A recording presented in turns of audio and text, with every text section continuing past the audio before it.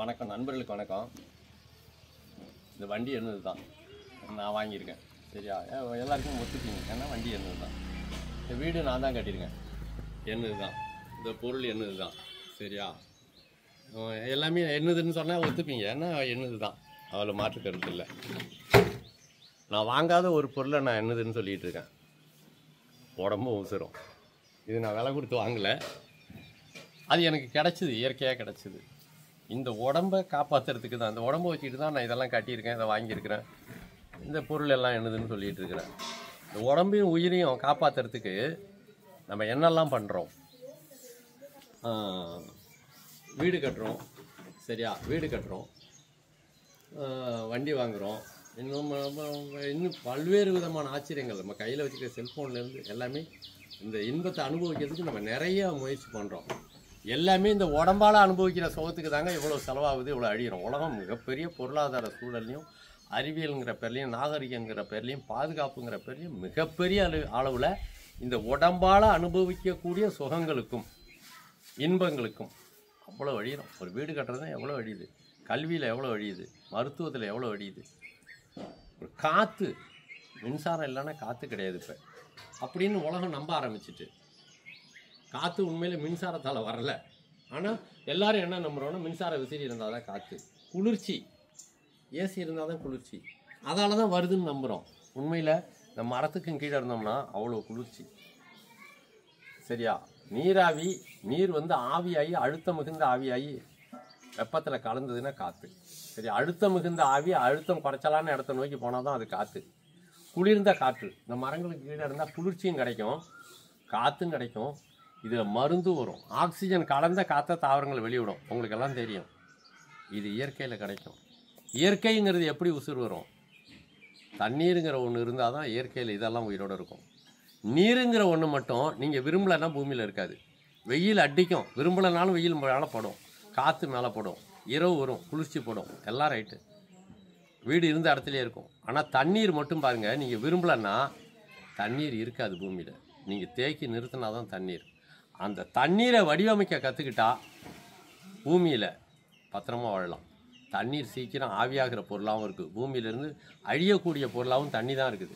அதனால் சூரியனுடைய வெப்பத்தாலோ பூமியோட வெப்பத்தாலேயோ அழிய முடியாத அளவுக்கு தண்ணீரை சேமிக்கிறது இருக்குது பாருங்கள், அது ஒரு பெரிய அறிவு.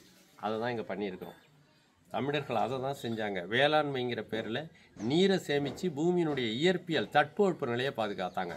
உடம்புக்குள்ளே இருக்கிற உள்ளுறுப்புகள் வாழ வேண்டிய தட்பவெப்ப நிலை, உடம்புக்கு வெளியில் உடம்பு வாழ வேண்டிய சூழல், இந்த ரெண்டையும் வடிவமைச்சா போகிறோம், பத்திரமா வாழ்க்கை போகும். இது பணத்தால் முடியாது, அதிகாரத்தால் முடியாது.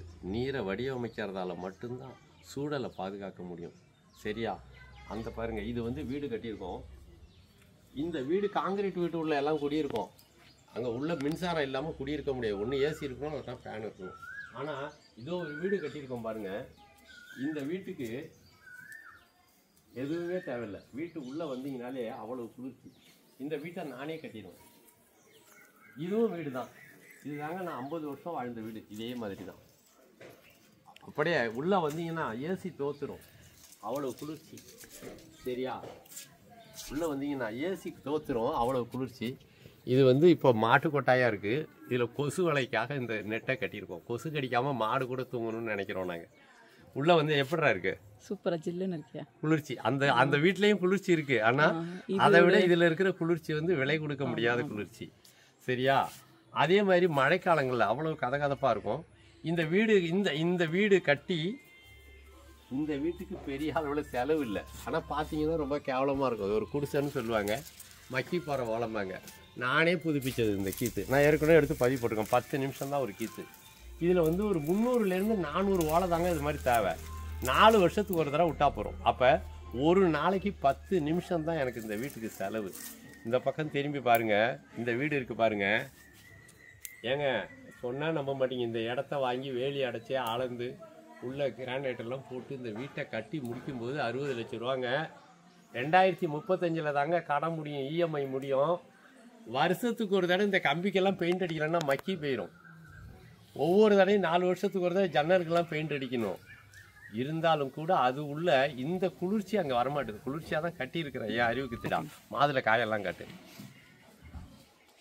இயற்கைங்கிற பேரில் நம்மளால் காற்றை உருவாக்க முடியும். இயற்கைங்கிற பேரில் நீரை தேக்கி நிறுத்த முடியும். இந்த இடத்துல கூட பாருங்கள், பக்கத்து மனை வந்து இதை விட பள்ளம். இதோ பாருங்கள்,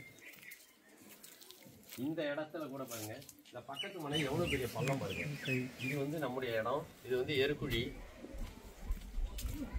இது வந்து நம்முடைய இடம், இது எருக்குழி. பக்கத்தில் பாருங்கள் எவ்வளோ ஆழமான பள்ளம்னு.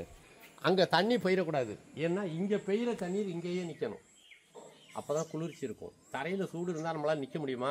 தரை குளிர்ச்சியாக இருந்தால் நிற்க முடியும். வெயிலில் நிற்க முடியும். தரை சுட்டுதுன்னா நிற்க முடியாது. பூமியில் குளிர்ச்சி இல்லைன்னா பூமியில் தாவரங்களும் இருக்காது, நம்மளும் இருக்க முடியாது.